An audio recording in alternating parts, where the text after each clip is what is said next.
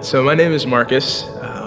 I went with a team of 4 people here from the garden, and we went to the Dominican Republic.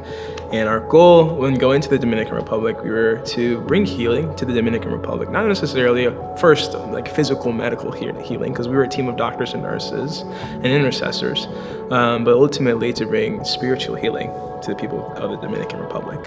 Trying to host the presence of Jesus, and our vision was to bring healing to the people of the DR.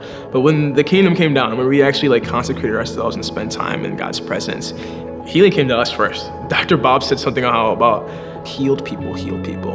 And before we even went out to our first clinic, there was one moment that we were in a church of the people who were hosting us there, and they're leading that church, and we were offering up prayers of faith and asking God for healing. And there were people in our group. There was a man that went up there, and he had experienced some pain from a physical ailment that he's been experiencing. And we asked for healing, and God healed him of that pain just on the spot. So that's what they called a miracle, because it just happened right there.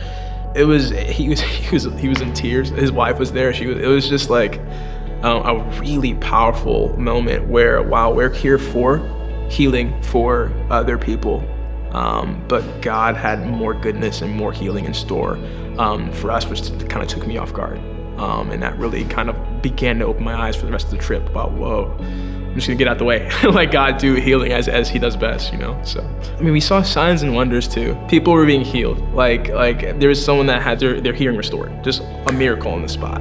There was so much freedom for the women in the Dominican Republic from any type of bondage that's been there. They did such a good job declaring truth in who they are as women, and declaring truth in who they are as God's daughters, and that they're heirs to the throne. Yeah, that was just, there's so much power there. And it was such a beautiful thing to see. Our mission there was to glorify God, but in the same way, Jesus giving us his spirit, that's our inheritance, is the Spirit of God, to glorify the Father still.